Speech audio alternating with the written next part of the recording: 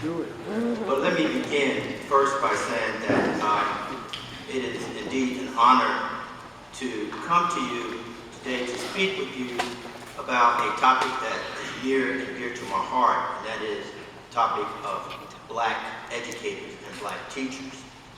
So I'd like to start with a small clip. Let us march on segregated schools, let us march. Under every vestige of segregated and inferior education becomes a thing of the past.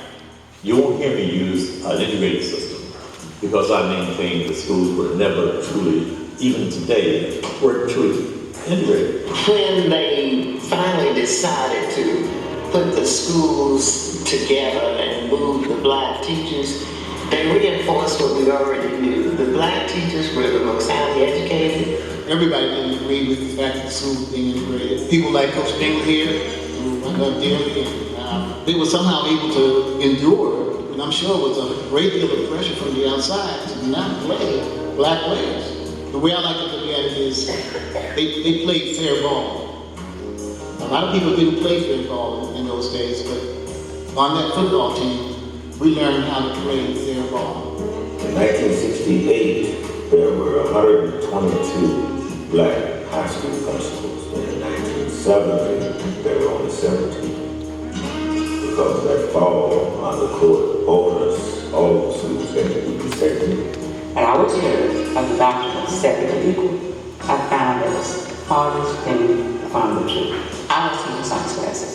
I only had 2 microscopes for 6 classes of students, but determined that my students would get the education that they needed to be successful.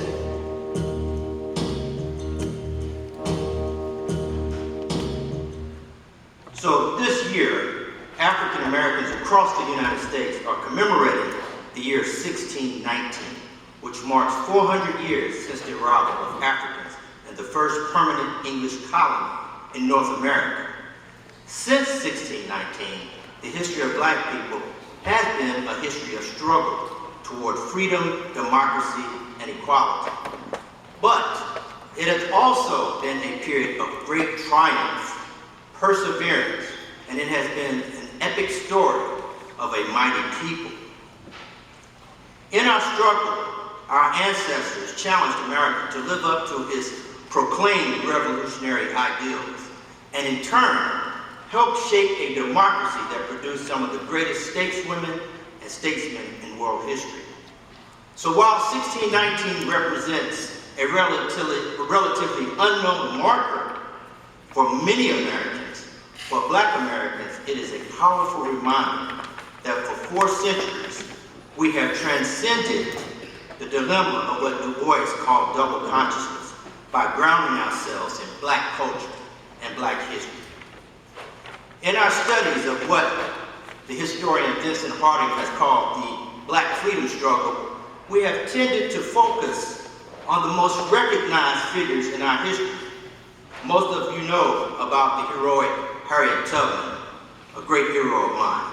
We know about the great W.E.B. Du Bois, the legendary Booker T. Washington, and the revolutionaries Malcolm X, Martin King, and Angela Davis, and many others, all of whom I believe we should continue to hold in great reverence and canonize in our narrative of the black freedom struggle. Such narratives are essential to our African American story. However, there are lesser known activists and stories that we need to talk about and that we need to add to our story and to our narratives. I submit to you today that black teachers should become a greater part of our collective history.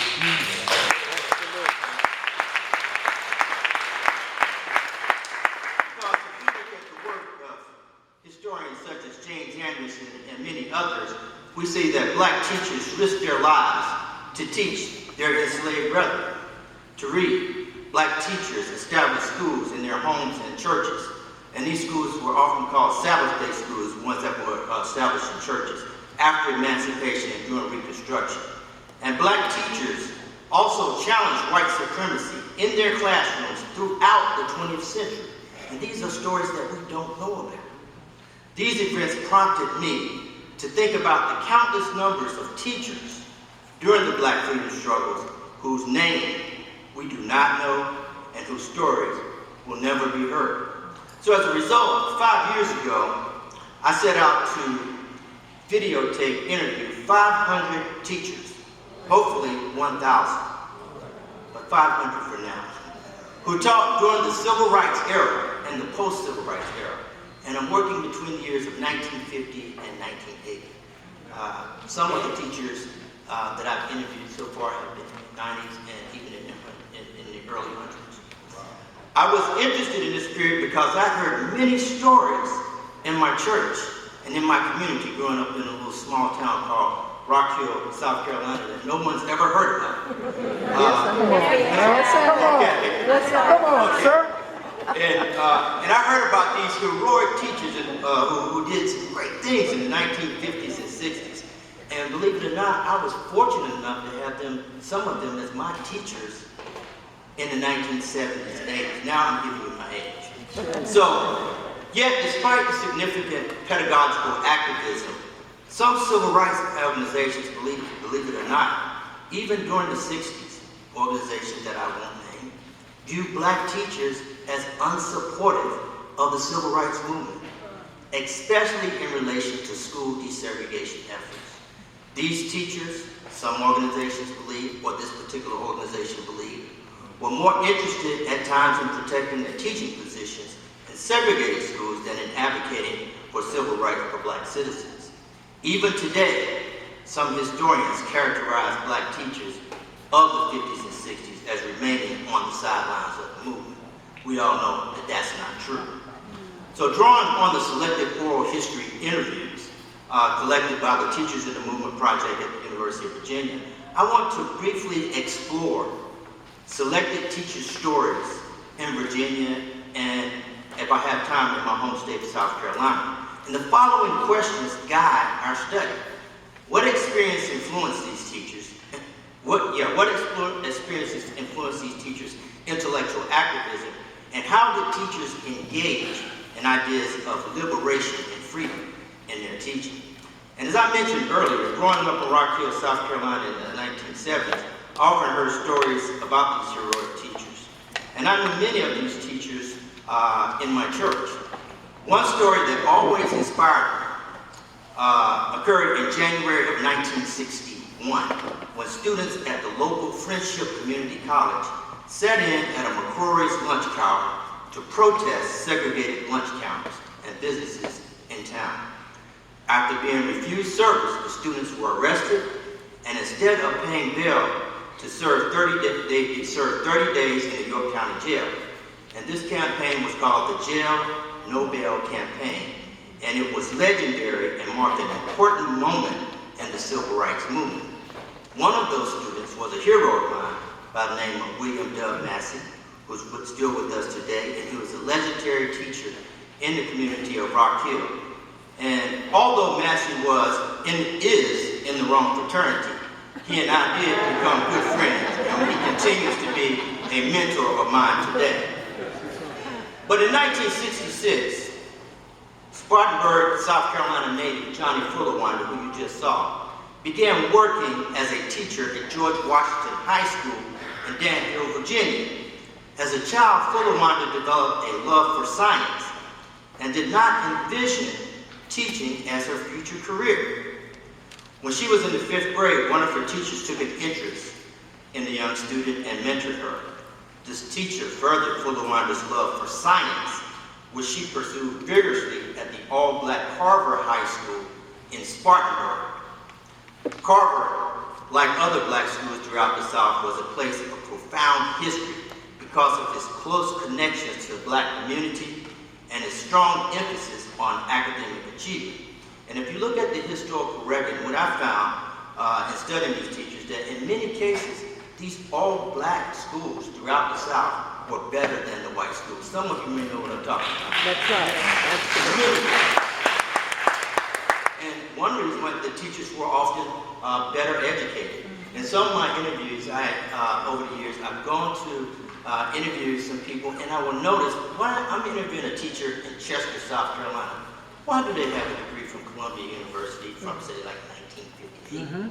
How did they find out about Columbia University or NYU or Harvard?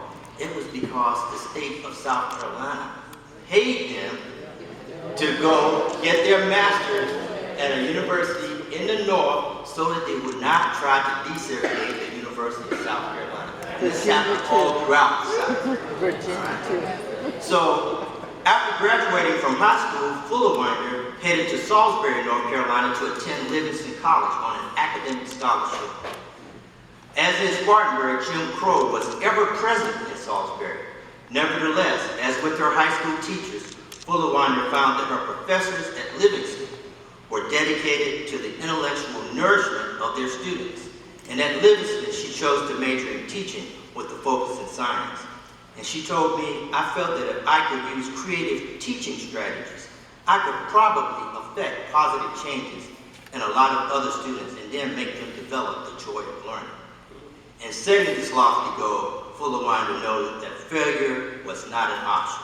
She graduated from Livingston in 1962. She later headed back to Carver High School in Spartanburg, this time as a teacher. As in many black schools in the South, Carver's resources were minimal. Teachers had no access to mimeograph machines, so they wrote lesson plans on the board for students to copy. I even remember doing that. Textbooks were old and outdated, having been discarded by white schools, and Fullerwinder remembered having only 2 microscopes for 6 classes of students. Yet despite the challenges this lack of resources presented her, Carver was rich in culture and support. And as historian Vanessa Siddle Walker and Tondra Loda Jackson tells us, teachers in all black schools with few resources provided students with a culturally relevant education, intellectual nourishment, and a sense of racial pride. Such intangibles were essential for black students to succeed in the context of Jim Crow. So, as the first African-American teacher in Danville Public Schools, Fullerwinder, like many teachers, black teachers who desegregated schools throughout the South, encountered racism on a daily basis. After the first teachers meeting, she told us that she was left alone, and she often felt invisible and ignored by the staff. But during the first few weeks, she also said she was mocked, even by some of the students. And on one occasion, students held their noses as she passed by their desks, insinuating that she smelled. In the face of such challenges, she persevered and made it clear to her students that her goal as their teacher was to help them become better science students. Moreover, Fullerwinder informed them that although she was black, race would not be a central discussion in their classwork. The resources Fullerwinder had access to at George Washington contrasted starkly with those at Carver. And at George Washington, she had 50 to 60 microscopes, new textbooks, writing papers for teachers, and mimeograph machines. And she could order any specimen she needed for class. And she told me that even though she had all of these resources, that she felt that the teachers at the school, the all-black school in South Carolina, was still a better school than the one she taught at then. So that's just a testament of one story regarding how black teachers dealt with this. So in my conversations, I often ask the teachers, were you activists? And that was a major question I had to ask them. And when I presented them with this notion called intellectual activism, many of the teachers said, well, what is intellectual activism? And I said, well, it entails teaching ideas of liberation and freedom and democracy. And when I told them that, they said, well, maybe I was an activist. And so the stories presented in the Teachers in the Movement Project and the story I just presented of Ms. Fullerwinder kind of highlight a vital but often overlooked dimension of education and the black freedom struggle. Eliciting and documenting these stories not only supports the notion of teachers as intellectual activists, but it also illuminates the influential role teachers can play in contemporary movements for civil rights and social justice. So in closing, let's reflect on the significance of 1619, but let us also think of our teachers what I call our griots and our storytellers, who helped us navigate the Black freedom struggle. And let's remember that a Black teacher named Carter G. Woodson founded the Association for the Study of Negro Life and History as well. So in conclusion, I ask each of you on this occasion to reflect on the teachers that influenced you, the ones who introduced you to Black history, built your confidence in studying science and mathematics, introduced you to the works of Toni Morrison, James Baldwin, and others. And by doing so, I believe 1619 will be of great relevance now more than ever.